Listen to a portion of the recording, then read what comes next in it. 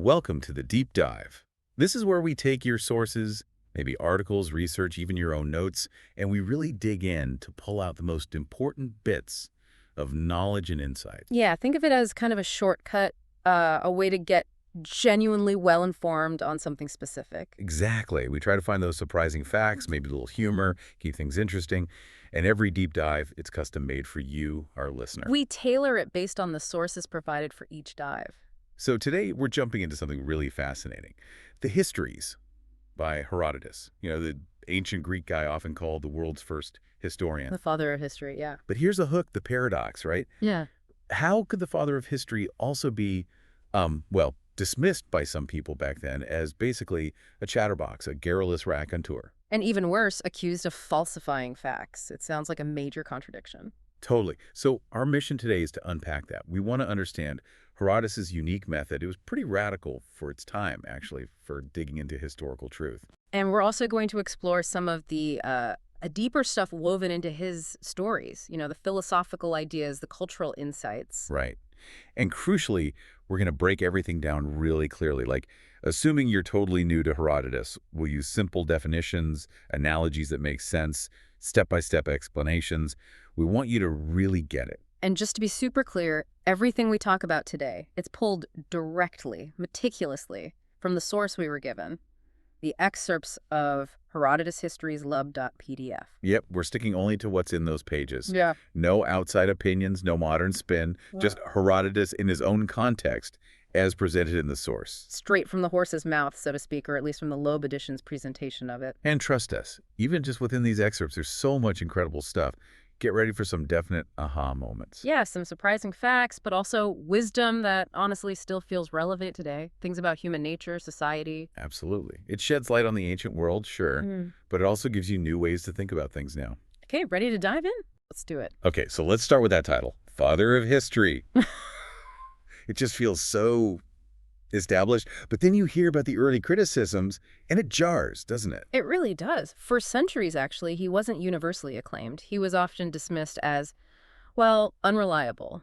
Unreliable, like just making stuff up. Well, the accusation was sometimes that direct, deliberate, and perhaps interested falsification of historical fact. That implies he wasn't just mistaken, but maybe twisting things for a reason. Wow.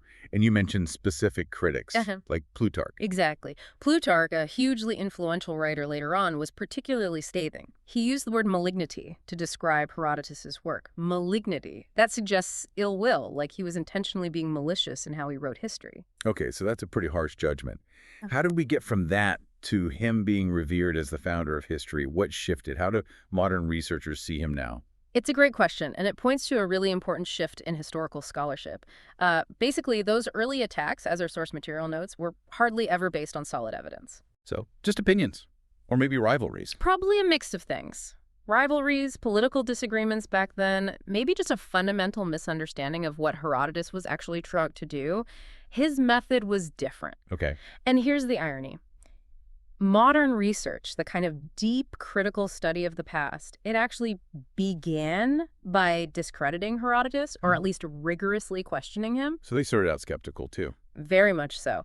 But, as the source says, with fuller knowledge, gained through archaeology, cross-referencing other texts, understanding the context better, scholars came to far different conclusions. So what was that conclusion? They recognized that he wasn't just randomly collecting stories. He had a method. A very specific, quite demanding method, actually. Our source calls it his stringent application of a particular approach. Okay, you've mentioned his method a few times. Let's define it. What was this radical method? Especially for someone hearing this for the first time, what did it actually involve? Yeah. Right. His professed method, as the source puts it, was about giving a hearing to every opinion. Now, that sounds simple, but let's unpack it. Okay. It wasn't just about passively hearing things. He actively sought out multiple versions of events. He'd go talk to different people, different groups, different cultures, and he'd record their accounts. Even, and this is key, even if those accounts flat out contradicted each other. Wait, so he wouldn't try to figure out which one was true and just write that down? Not necessarily his primary goal, no. He wasn't always acting like a judge trying to deliver the one single verdict. It was more about presenting the different perspectives he gathered. He laid out the information, the different stories, and kind of let the reader or listener weigh the evidence. Okay. So Less like a modern historian reading the definitive account, and maybe more like an investigative journalist, Yeah. gathering statements from all sides. That's a really good analogy, actually. Think about a journalist covering a complex issue today. A good one tries to talk to everyone involved, right? Yeah, you get quotes from opposing sides, different witnesses.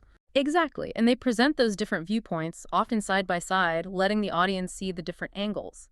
Herodotus was doing something quite similar thousands of years ago. He wasn't necessarily saying, I believe this story or this version is 100% accurate. He was saying, here's what the Persians claim and here's what the Phoenicians claim. He ensured the different voices were heard. That is radical for the time. You'd expect myths, or maybe just the winner's version of history. Pretty much. So this approach, preserving multiple narratives, was groundbreaking. Okay, the analogy helps a lot. Can you give us a solid example from the histories where we see this method really clearly, like a specific story he tells? Absolutely. A perfect one comes right near the beginning. It's the story of Io. This is a really foundational myth, supposedly one of the root causes of conflict between the Greeks and the peoples of the East, or barbarians, as the Greeks sometimes called them. Okay, yeah, what's the story? Or rather, what are the stories? Right. First, Herodotus gives us the Persian account. They claim that Io, who was the daughter of a king in Argos, Greece, was basically kidnapped. She was carried off by Phoenicians to Egypt by force. Simple abduction story. Okay, straightforward.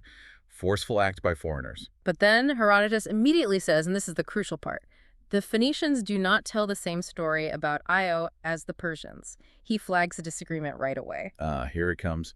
So what do the Phoenicians say happened? Their version is completely different. Yeah. They claim that Io actually had intercourse in Argos with the ship captain. So she got involved with the captain of a Phoenician ship while it was docked in her home city. Oh, okay. A consensual relationship then. Well, according to the Phoenicians, yes. And they add that she became pregnant. Then, fearing the shame and scandal this would cause, back home being pregnant out of wedlock was a huge deal. She willingly sailed away with the Phoenicians to escape that shame. Wow. So one story is violent abduction. The other is, well, a personal choice made under difficult circumstances. Completely different motivations. Totally different. And what does Herodotus do? Does he weigh in? Does he say, I investigated and the Persians are right? Based on what you said, I'm guessing. No, Yeah. exactly. He just presents both narratives. He notes the discrepancy, puts the account side by side, and moves on. He doesn't pick a side. He lets you, the reader, see the conflicting claims and think about why they might differ. Whose agenda does each story serve? That's really sophisticated, actually. Yeah. Makes you think about bias, perspective. Precisely. It shows historical truth isn't always simple or singular. It can be contested, messy. Okay, that makes his method much clearer. But why does this matter to us now? Why should someone listening today care about this ancient Greek guy's way of collecting stories? What's the connection? Oh, I think it matters immensely. Maybe more now than ever, honestly. Think about the world we live in. We are absolutely flooded with information, aren't we? Constantly. News, social media, different takes on everything. Exactly. We get conflicting reports, different narratives, competing truths thrown at us all day long. Understanding how Herodotus approached this problem, the problem of multiple contradictory accounts, is like a masterclass in critical thinking. How so? His method encourages us not to just passively accept the first story we hear, or the loudest one, or the one that, fits what we already believe. Right, confirmation bias. Exactly. Instead, his approach pushes us to actively seek out different viewpoints, to compare them, to ask, where is this information coming from, who is telling the story, and why? It teaches us to be more discerning consumers of information. So it's about developing a kind of healthy skepticism and recognizing that truth can be complex. Perfectly put. It helps us understand that history and even current events are often multifaceted, nuanced, contested. There isn't always one simple, easy answer. Learning to navigate that complexity, way different perspectives, that's a vital skill Herodotus models for us. And it's crucial for making sense of our own information-saturated world. That's a really strong connection. Okay, so from his method, let's pivot to one of the most famous stories in the histories. This is where I think it gets really interesting, moving from how history is told to deep philosophical questions. Ah, you must mean Croesus and Solon. Exactly. The legendary meeting between Croesus, the super-rich Lydian king, and Solon, the wise Athenian lawmaker. This isn't just history. It's like a philosophical showdown about the meaning of life, right? what truly makes a life happy. It absolutely is. It's one of the cornerstone narratives in Herodotus, packed with meaning. But before we get to the conversation itself, we really need to paint a picture of Croesus. We need to understand just how big a deal he was. Okay, set the scene. How rich and powerful are we talking? We're talking almost mythical levels of wealth and power for his time. Herodotus tells us he conquered all the nations west of the Halys River. That's a huge chunk of what's now modern Turkey. Phrygians, Mysians, Ionians, Dorians, Aeolians. All these different peoples were under his rule. So a massive empire. A massive, wealthy empire. His capital city, Sardis, was described as being at the height of its wealth. It was a glittering center of commerce and luxury. His name, Croesus, literally became shorthand for immense riches. Like saying someone is as rich as Croesus. Exactly. That phrase comes from him. And it wasn't just him. His family had a history of incredible wealth and, significantly, of showing it off through piety. His ancestor Gyges sent very many silver offerings to Delphi, the most important oracle. Croesus himself made great sacrifices and dedicated these enormous 4 silver casks. Imagine huge vessels made of silver. Okay, so he's got the wealth, the power, the empire, even the religious cred. He basically has it all, in worldly terms. That's certainly how he saw it. So when Solon, this famous wise man from Athens, comes to visit Sardis, Croesus rolls out the red carpet. He shows Solon everything, all that was there, the greatness and the prosperous state of it, the treasury, the palace, all the luxuries. It's like giving someone a tour of, I don't know, Fort Knox combined with Buckingham Palace and maybe Silicon Valley, all rolled into one ancient city. He's showing off, basically. Totally showing off. He's bursting with pride. And after this grand tour, feeling pretty confident, he asks Solon the question. The one he thinks has an obvious answer. Absolutely. He says, "Our Athenian guest, we have heard much of your wisdom. Whom do you consider the happiest man?" He's practically waiting for Solon to point at him. But Solon doesn't play ball, does he? This is where it gets really interesting and probably pretty awkward for Croesus. Extremely awkward. Solon's answers completely derail Croesus's expectations and challenge his entire value system. Let's break down who Solon picks, step by step, because it's crucial for understanding the philosophy here. Okay, first pick, not Croesus, obviously. Not even close. First, Solon names Tellus the Athenian. Tellus. Never heard of him. Was he some secret billionaire? Not at all. According to Solon, Tellus was just an ordinary citizen of Athens. But crucially, he lived well while his city, Athens, prospered.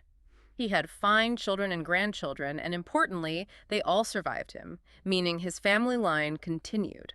Okay, so a stable family life, lived in a thriving community. What else? And here's the kicker. Tellus died a most glorious death fighting for Athens in battle. He died honorably defending his city. So, for Solon, Tellus had a complete life. Good fortune while alive, seeing his family flourish, and a noble, meaningful end.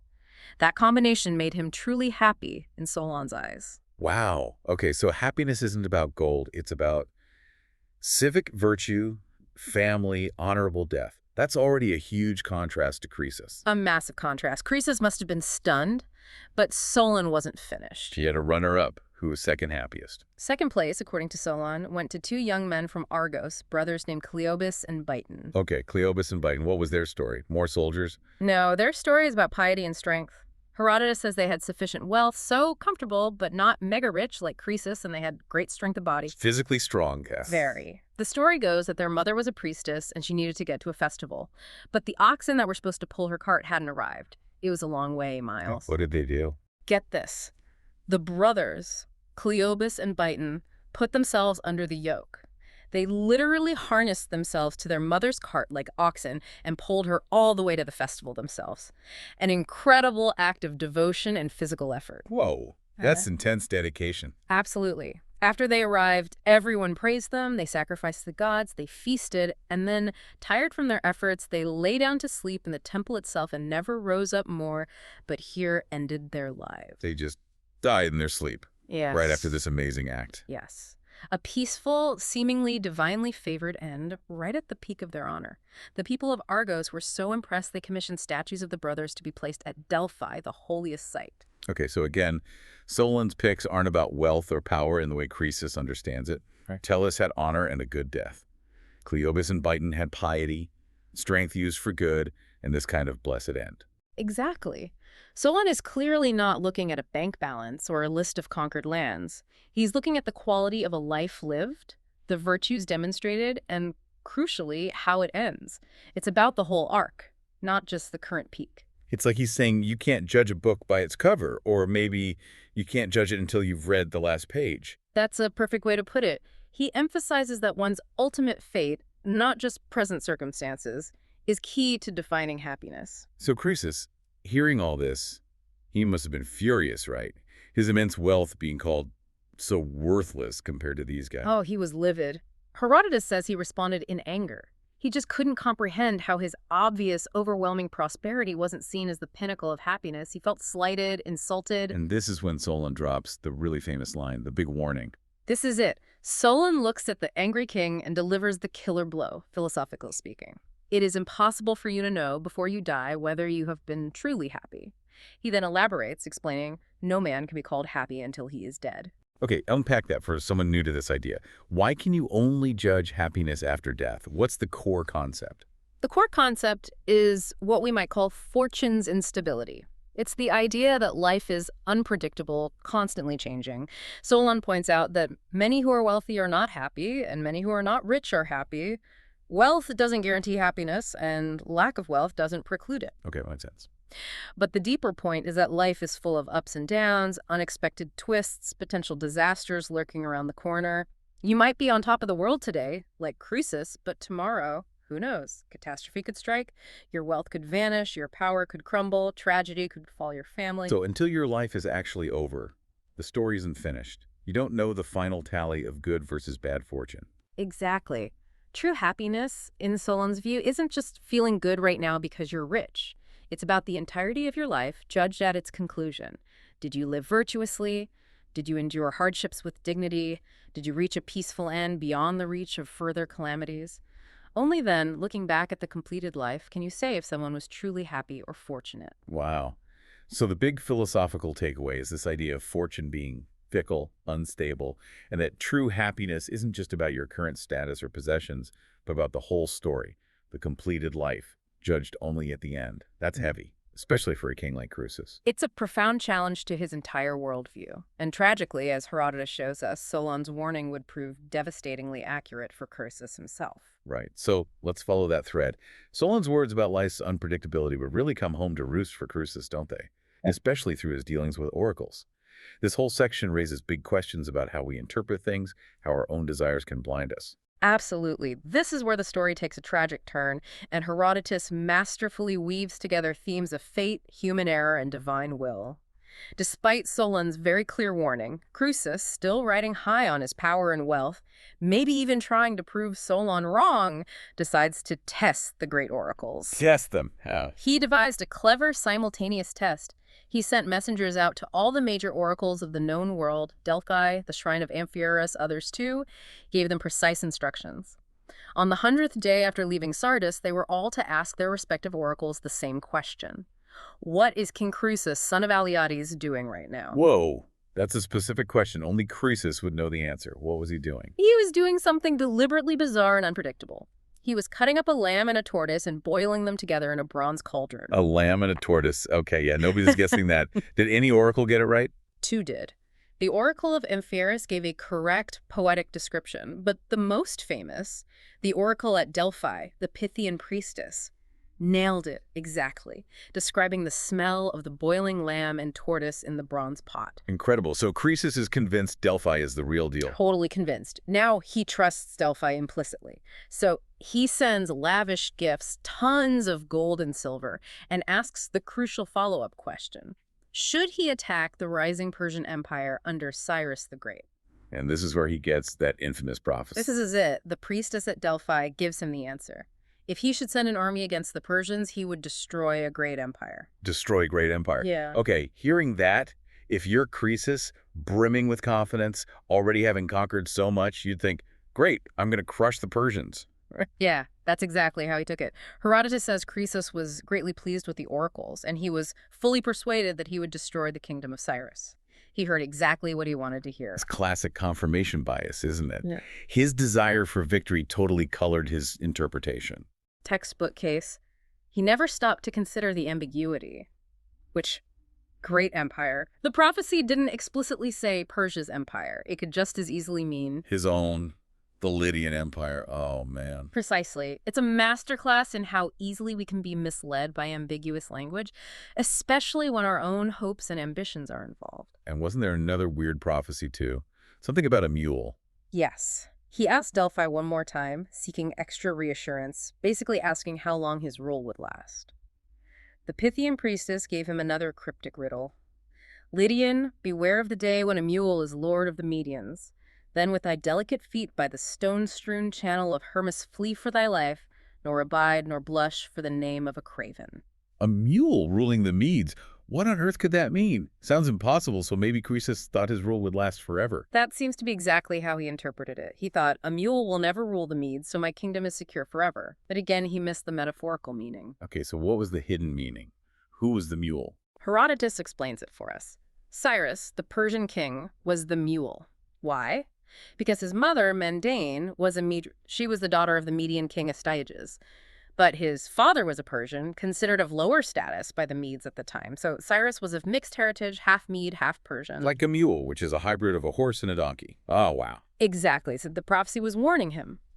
When Cyrus, this mule of mixed heritage, becomes king of the Medes, which he did by overthrowing his grandfather Astyages, that's when Croesus should flee. It was a direct warning about Cyrus's rise to power. And Croesus completely missed it because he took it literally. This shows how tricky these prophecies were, needing real insight, not just wishful thinking. Precisely. They often required understanding context, politics, genealogy, metaphors. Croesus, blinded by pride, failed on all counts. So feeling confident, misinterpreting everything, Croesus marches out to attack Cyrus. How does the actual war go? Well, the Lydians were tough fighters. Herodotus praises them, especially their cavalry-skilled horsemen with long spears. They were a formidable force. So it wasn't a walkover for the Persians. Not initially.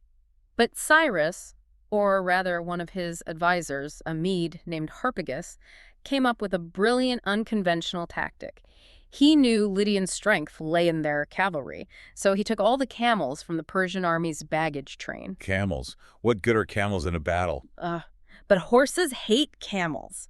They can't stand the smell or the sight of them. So Cyrus put his camel corps right in the front line facing the Lydian cavalry. No way. What happened? As soon as the Lydian horses got close, they smelt and saw the camels and panicked. They bucked, they reared, they turned to flight. The Lydian cavalry advantage was completely neutralized just like that. That's incredible military innovation, or maybe just cunning psychology. A bit of both. Herodotus notes the Lydians didn't just run away, though. They were brave. They jumped off their panicked horses and fought the Persians on foot.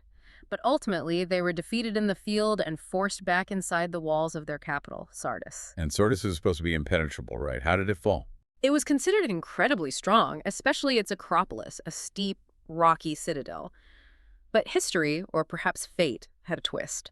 Herodotus recounts how a Persian soldier saw a Lydian soldier accidentally drop his helmet down a steep, seemingly inaccessible part of the cliff face, and then climb down to retrieve it. Ah, revealing a hidden path. Exactly. The Persian soldier noted the route, and later, a group of Persians scaled the Acropolis using that same hidden path, bypassing the main defenses. The city fell. And Herodotus adds a fascinating detail. He says this was the same unguarded spot where, generations earlier, an ancestor of Croesus, Gyges, had also faced a challenge related to accessing the citadel. It suggests a pattern, a fated vulnerability. Wow, like history repeating itself, guided by destiny. So Sardis falls, Croesus is captured. This leads to that incredibly dramatic scene on the pyre. Yes. Cyrus, the victorious Persian king, orders a massive pyre to be built and places Croesus on top, intending to burn him alive. Maybe as a sacrifice, maybe a warning, maybe just out of curiosity to see if any god would save him. A terrifying moment, and this is where Croesus finally remembers Solon. In that moment of absolute despair, facing a horrific death, with his entire world destroyed, Croesus cries out, "Solon, Solon, Solon!" 3 times. Just his name? Just his name. But it's filled with such anguish and understanding that Cyrus, hearing it, becomes curious. He orders translators to ask Croesus who this Solon is that he's calling upon. And Croesus tells him the story. He does. He recounts the whole conversation, how Solon visited him in his prosperity, how Solon refused to call him the happiest, how Solon warned him to look to the end of life and call no man happy until he is dead. He finally understands the profound truth of Solon's words, now that his own end is seemingly upon him. That's powerful. Does hearing this actually change Cyrus's mind? Does he spare him? Remarkably, yes. Herodotus suggests Cyrus had a moment of profound reflection. Hearing Croesus' story, seeing this once mighty king reduced to this state, perhaps thinking about the instability of his own fortune after all, he was a conqueror. But fortune can always turn, Cyrus felt compassion. He perceived that Croesus was a good man and one beloved of the gods, just unfortunate. He ordered his men to extinguish the flames and bring Croesus down. A moment of empathy amidst conquest. That's amazing. Did Cyrus ask him why he attacked? He did. He asked Croesus essentially, "What possessed you to attack my kingdom instead of being my friend?" And what's Croesus' answer now? Does he blame the oracle? Does he blame himself? His answer shows a complete transformation from his earlier arrogance. He says, "O king, it was I who did it, and brought thereby good fortune to you and ill to myself. But the cause of all was the god of the Greeks, in that he encouraged me to send my army." So he blames the Greek god, but takes responsibility for his actions. Yes, and then he adds this incredibly poignant reflection. "No man is so foolish as to desire war more than peace. For in peace sons bury their fathers, but in war fathers bury their sons. But," he concludes, "I must believe that heaven willed all this so to be." Wow. That's a profound acceptance of fate, isn't it? He recognizes the tragedy of war, his own role, but ultimately sees a divine will, a predetermined destiny behind it all. Exactly. It's a shift from believing he controlled his destiny through wealth and power to accepting that larger forces were at play. But the story with the oracle isn't quite over. Even then, Croesus still has a bone to pick with Delphi, right? He sends his chains there. He does. Even after being spared and becoming an advisor to Cyrus, he's still grappling with what he sees as the oracle's deception. He sends some of his actual fetters, his chains, to Delphi with his messengers. What's the message? Like, look what you did. Pretty much. The question he wanted asked was whether the Greek gods felt any shame specifically. Was the god of Delphi ashamed that he had persuaded Croesus to attack the Persians, telling him that he would destroy Cyrus's power, resulting in these chains? He wants accountability. That's bold. What does the Pythian priestess say this time? No more riddles. No more riddles. This time, the answer is chillingly direct and encapsulates the ancient Greek view of fate. The priestess replies, "None may escape his destined lot, not even a god." Whoa.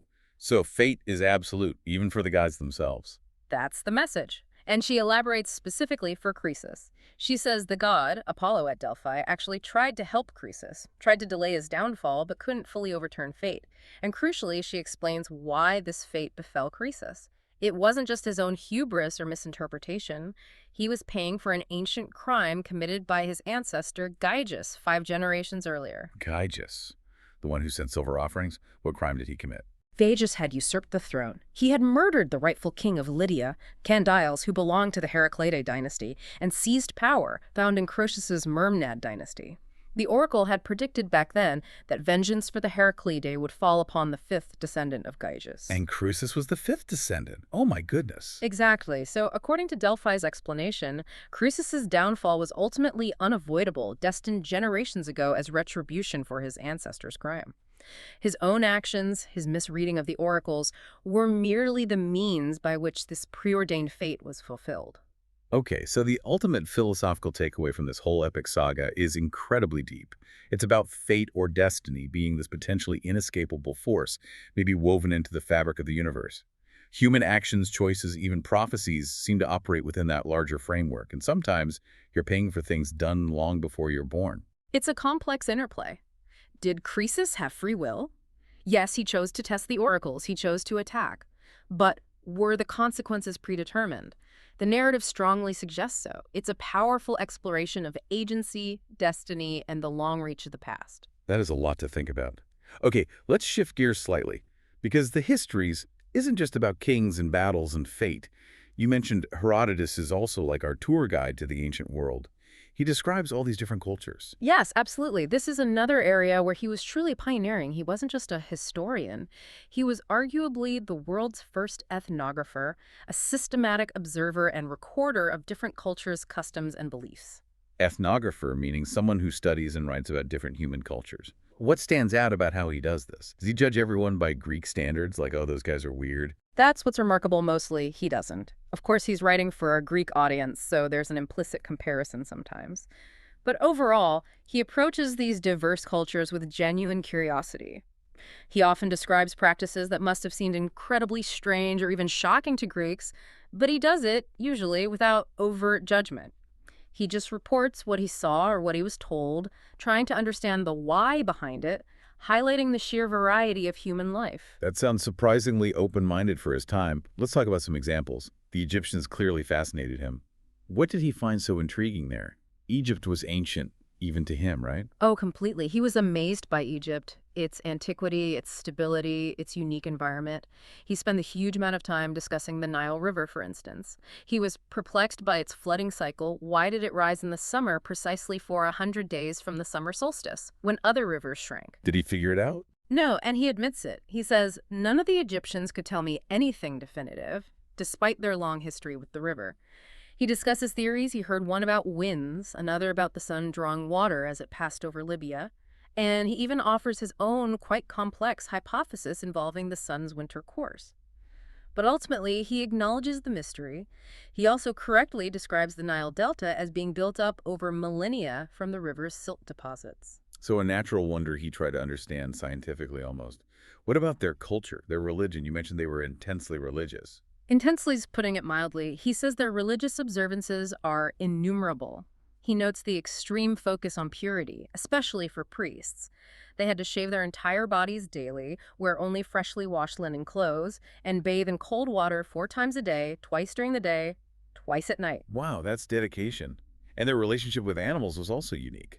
Extremely. Certain animals were profoundly sacred, linked directly to major deities.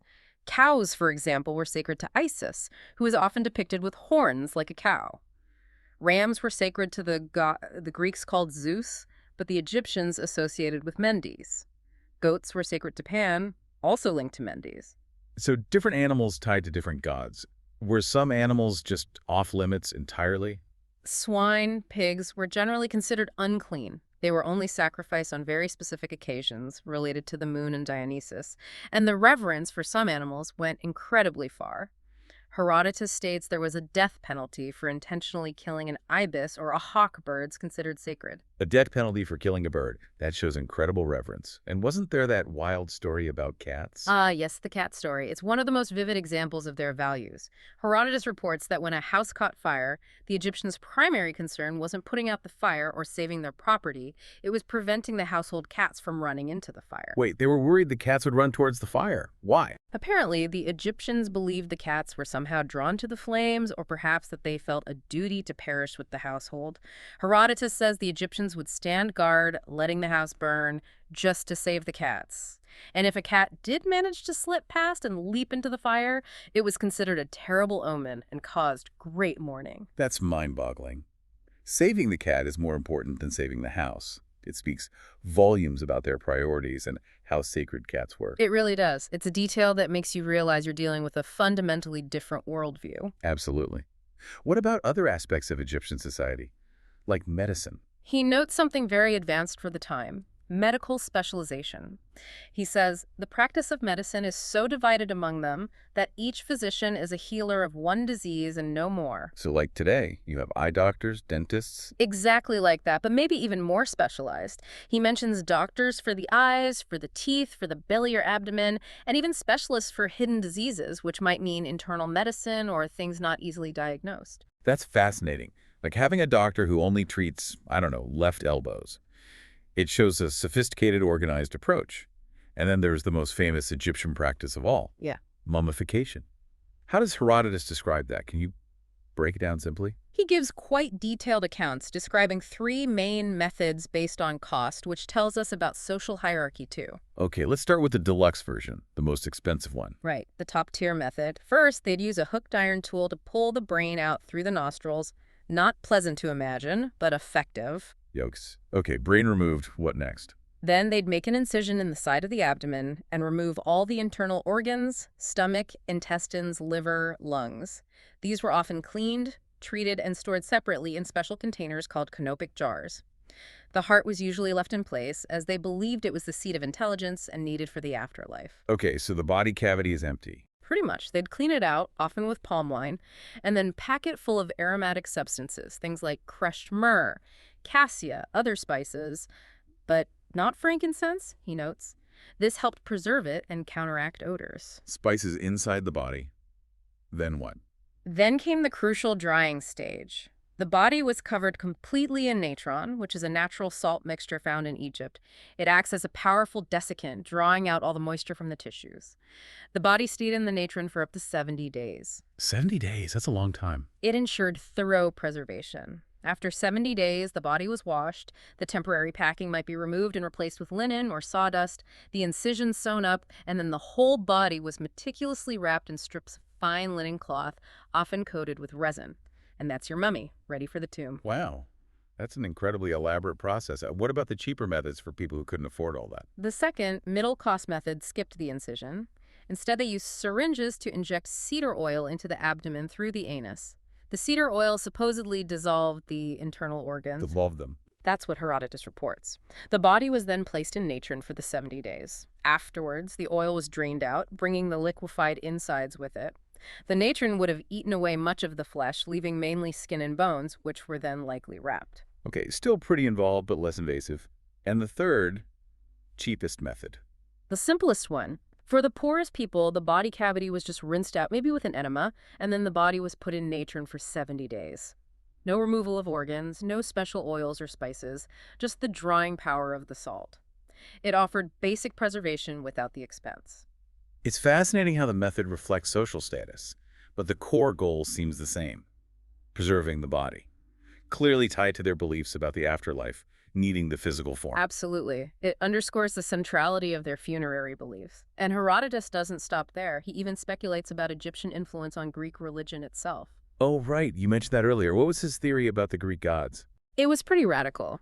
He claims that nearly all the names of the gods came out of Egypt into Hellas. Basically, that the Greeks borrowed most of their major deities' names and concepts from the much older Egyptian civilization. All except one, you said.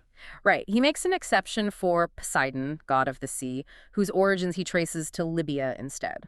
But for most others, Zeus, Hera, Apollo, Artemis, etc., he suggests an Egyptian origin or parallel. He even argues that Homer and Hesiod, the poets who basically codified Greek mythology for the Greeks, lived only about 400 years before my own time, suggesting the Greek understanding of their gods was relatively recent and heavily influenced from abroad, particularly Egypt. That must have ruffled some feathers in Greece, challenging the origins of their own gods. You have to imagine it was quite controversial. It shows his willingness to look beyond Greece and acknowledge deep cultural connections and borrowing across the Mediterranean world.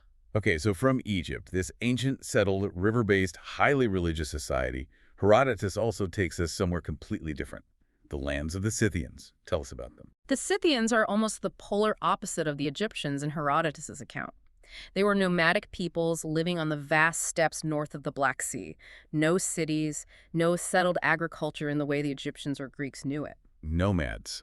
So their whole way of life was different. Completely. Their nomadism shaped everything, especially their military strategy. Herodotus points out they had, quote, neither cities nor planted land which might tempt them to fight for fear of having their crops cut down. If an enemy invaded, like the Parisians under Darius tried to do, the Scythians could simply pack up their wagons and move deeper into the steppes, Making them impossible to pin down and conquer in a conventional war. Exactly. They practiced a kind of scorched earth, mobile defense that frustrated invaders. Their lifestyle also bred a fierce, independent, and warrior-centric culture. And some pretty brutal customs, according to Herodotus. Oh, definitely. Some customs sound quite shocking, especially related to warfare. He describes how they treated their defeated enemies. They would scalp them, making a clean cut around the head and peeling off the scalp. They'd clean it and use it as a napkin, even sewing scalps together to make cloaks. Whoa. Okay, that's intense. And the skulls, they didn't waste those either. For enemies they particularly hated, or sometimes just important foes, they would saw off the part of the skull below the eyebrows, clean it out meticulously, and then often line it with gilded leather or gold on the inside, using it as a drinking cup. Drinking from the skull of your enemy. That's sending a message. A very clear message of dominance and victory, yeah. It was part of their warrior ethos. Another striking custom was their method of making blood oaths. How did that work? To seal a really important pact or alliance, the parties involved would pour wine into a large earthenware bowl. Then they'd each make a small cut on their own body and let some of their blood drip into the wine. Mixing blood and wine. Exactly. Then they would dip weapons like a sword, arrows, an axe, and a javelin into the mixture. After making prayers, both the main parties and sometimes their key followers would drink some of the blood wine mixture. Symbolizing a shared bond, sealed in blood.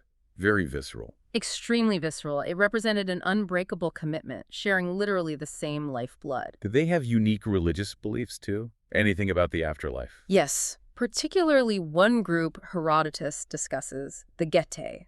He calls them the bravest and most law-abiding of all Thracians, Thracians being related peoples. The Getae had a very specific belief. They believed that they do not die, but that he who perishes goes to the god Salmoxis. Some scholars think Salmoxis might have been a deified teacher or prophet. So they believed in immortality, going to this god Salmoxis. How did they communicate with him? This involves another pretty intense ritual. Every 5 years, they selected a messenger to Salmoxis by lot. Okay, a messenger. How did they send the message? Well, 3 men would hold up sharp lances, points upwards. Other men would grab the chosen messenger by his hands and feet, swing him, and then hurled aloft onto the spear points. They threw him onto the spears. Yes. If he died from the impact, they believed the god was favorable and had accepted the messenger and his message, which was presumably given to him beforehand. And if he didn't die? If he survived being thrown onto spears? Then they considered him a bad man, unworthy to be a messenger, and they blamed him for the failure. Then they'd choose another messenger and repeat the process until one was successfully killed. That is horrifying. But it shows an absolutely unwavering belief in their god and this method of communication. It certainly demonstrates extreme conviction, yes. Now, Herodotus also includes some cautionary tales about what happens when Scythians, or people like them, try to adopt Greek customs, right? The dangers of assimilation. He does, and these stories are really telling about cultural boundaries and identity in the ancient world. There are 2 key examples. First, Anacharsis. Anacharsis, who was he? He was a Scythian, apparently of royal blood, who traveled widely, including to Greece. He became famous among the Greeks for his wisdom. He was sometimes even counted among the 7 sages. He clearly absorbed a lot of Greek culture and philosophy. So a bridge between cultures. You'd think so.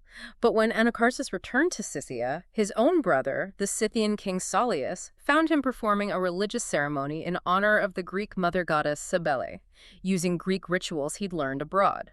That was bad. Fatal. King Saulius shot him dead with an arrow on the spot. Performing foreign rites was seen as a betrayal of Scythian ways, even for someone as respected as Anacharsis. His assimilation led directly to his death. Wow.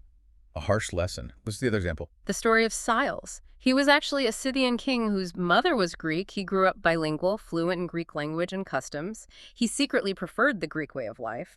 He even built a luxurious house in Olbia, a Greek city on the Black Sea coast, and married a Greek woman there. He'd leave his Scythian army, sneak into Olbia, put on Greek clothes, and live like a Greek for months at a time. Living a double life. Did his people know? Not initially, but eventually he was initiated into the wild rites of the Greek god Dionysus. During one of these ecstatic festivals in Olbia, a Scythian happened to look over the city wall and saw his king, Siles, dressed as a Bacchic reveler and participating fully in the frenzied Greek ritual. Uh-oh. Busted. Completely. The witness reported it back to the Scythian army. The Scythians were outraged. This was seen as utterly unacceptable behavior for their king, a complete abandonment of Scythian decorum and tradition. They revolted against Siles and appointed his brother, Octomysodes, as king instead. What happened to Siles? He fled, but eventually Octomysodes hunted him down and had him executed, beheaded specifically. Another king killed for adopting foreign customs. So these aren't just random anecdotes. They deliver a powerful message Herodotus observed. Crossing cultural lines, especially abandoning your own traditions for foreign ones, could have incredibly severe, even deadly consequences, particularly for leaders. It highlights the intense pressure to maintain cultural identity. Exactly. It's a recurring theme, the tension between native tradition and foreign influence, and the potential dangers of the latter in many ancient societies. Herodotus documents it without necessarily condemning or praising, just showing the observable consequences. This whole journey through Herodotus has been amazing, from his methods to the philosophy of happiness, the mysteries of fate, and these incredible snapshots of ancient cultures. It's really covered a lot of ground. It really has. He packs so much into the histories. So as we wrap up this deep dive, what are the big enduring insights you think we should really take away from Herodotus? What resonates most powerfully today? Well, for me, the most fundamental takeaway, the one that feels more relevant than ever, is the value of his core method, giving a hearing to every opinion. His willingness to present multiple sides. Exactly. In our world, which is so often polarized, where people retreat into echo chambers and dismiss opposing views, Herodotus's approach is a powerful antidote. He modeled intellectual curiosity and respect for different perspectives, even when they conflicted. Recognizing that history and life is complex and multi-layered, that there isn't always one simple truth, is incredibly valuable. It's a call for intellectual humility almost. I think so. His work forces us to confront different ways of seeing the world, different ideas about happiness, like with Croesus and Solon, different understandings of fate and divine will, and drastically different cultural norms, like with the Egyptians and Scythians. He opens our minds by showing us the sheer range of human possibility and belief. It's a testament to just observing carefully and being open to complexity. Okay, so let's quickly recap the main points we've hit today, drawing from the source material on Herodotus. Sure. First, we talked about his unique historical method, seeking out and presenting multiple perspectives, even conflicting ones, like with the story of Io, rather than imposing a single narrative. Then we dove into that philosophical debate on happiness through the story of Croesus and Solon, highlighting the idea that true happiness isn't just wealth or power, but a complete life judged by its virtue and its end. Right. And closely linked was the exploration of fate versus free will, seen through Croesus's misinterpretation of the oracles and his eventual downfall, which was presented as both a result of his choices and an inescapable destiny fulfilling an ancient ancestral crime. And finally, we toured the ancient world with Herodotus as our ethnographic guide, looking at the contrasting cultures of the Egyptians with their intricate rituals, specialized medicine, and focus on the afterlife and the Scythians, nomadic warriors, with brutal customs, unique beliefs, and a fierce defense of their cultural identity, as seen in the fates of Anacharsis and Siles. It really paints a rich, complex picture of the ancient world through his eyes and ears. Absolutely. It leaves you with so much to think about. Which brings us to our final reflective question for you, our listener. As you think back on these ancient stories, especially Herodotus's method of embracing different viewpoints and the stark cultural differences he recorded, consider this. How do your own cultural background, your beliefs, maybe your modern assumptions, shape how you perceive truth or happiness today? And maybe think about contemporary issues or debates you follow. Are there situations where seeking out and truly listening to multiple, even contradictory perspectives in the spirit of Herodotus might lead to a deeper, more nuanced understanding rather than just sticking to one side? Something to definitely ponder. Well, that brings us to the end of this deep dive into Herodotus's The Histories. Thank you so much for joining us on this journey back in time. We hope it sparked some new ideas and maybe made you want to explore Herodotus further yourself. Definitely mull over that reflective question. And as always, keep feeding your curiosity, keep asking questions, and keep doing your own deep dives into whatever fascinates you. Until next time, keep digging deeper.